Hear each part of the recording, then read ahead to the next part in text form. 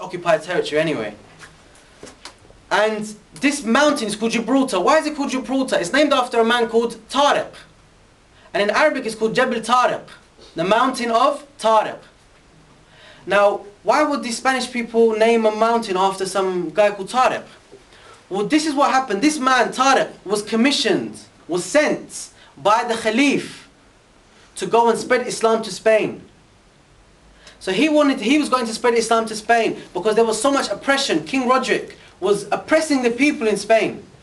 And Tariq bin Ziyad was sent. So Tariq bin Ziyad went. And I want to just add an additional point here. He was a very young man. In fact, he was as young as 16. Tariq bin Ziyad. And he was sent to go and lead this army to spread Islam into Spain. So he went and they crossed from Morocco into Spain. And when they crossed over into Morocco, they saw the number of the opposition. And they crossed into Spain. They saw the number of the opposition. And it was vastly superior. Far more than the Muslims. So Tariq bin Ziyad said, he got one of his commanders and he said, burn all the boats. Burn all the boats. And Tariq bin Ziyad, once this matter had been accomplished, the people were furious. Naturally, what are you doing? There's an amazing army, a gigantic army ahead of us, and you've burnt our only way to escape. What have you done? And Tariq bin Ziyad, this young man, very young man, our age, he said to them, now you have two options. You have victory or you have death. There's no fleeing. There's no running away. There's no escape. And Tariq bin Ziyad led his army with a very small force, a few thousand, were able to defeat the Spanish and able to spread Islam there. And we know what happened in Spain as a result of Tariq bin Ziyad. We know that Spain became the leading place in the whole of the world. It became the center of civilization. We know that the Muslims led in science, in technology, in art, in literature, in every field the Muslims led under Islam in Spain. In fact, there was a report which says that the Muslims, even Spain, even up until this day, has never ever been as affluent as it was under the Muslims. How many hundred years ago that was? To this day, the Muslims, the people, the wealth of Spain has not reached the level it was under how it was under Islam. And this battle, when did this battle take place, brothers? I think we're getting it now. It took place in Shahr Ramadan, in Ramadan, in this holy month. And there's another example I'd like to mention. It's the example of the Crusades and Salah ad-Din Ayyubi, rahimahullah.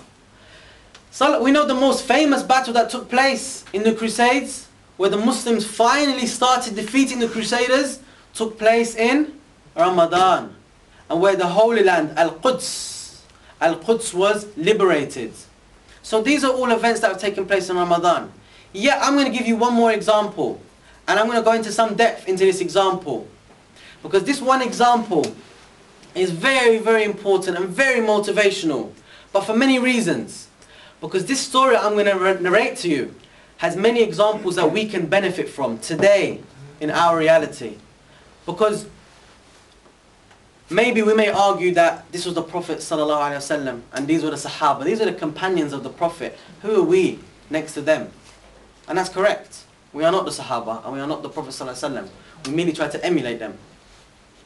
However, you could argue that, these were different people, they had the victory from Allah because they were of a Prophet.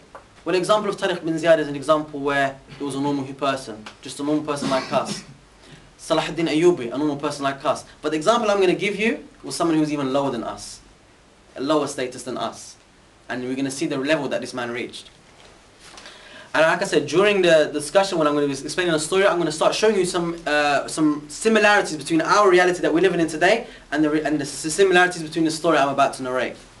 Now the story is a battle, and it's the battle of Ain Jalut. The battle of Ain Jalut is again similar to the battle of Badr in importance, because this was a battle, had the Muslims not succeeded, it would have marked the end of Islam and the end of the Muslims. Now, I'm going to give you some background on what this whole battle was and what happened and who the people involved were. There was an army, the Mongols or the Tartars, and this army were a savage army. They were absolutely brutal. These people, they would demolish They would demolish everything in sight. They would kill everybody in sight. They were almost considered subhuman. Like, these people can't be human. They were like killing machines. And these people had conquered many lands. And then they reached the Muslim lands. And they were at the gates of Baghdad, the capital of the Islamic Khilafah, the Islamic State. And they wanted to take over the Muslim countries, take over the Muslim lands.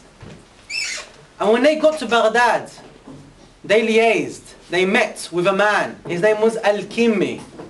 And Al-Kimmi was a wazir. He was the minister of the Khalif, of the ruler, the Islamic ruler. He was the minister. And this man betrayed the Muslims. This man, he betrayed the Muslims.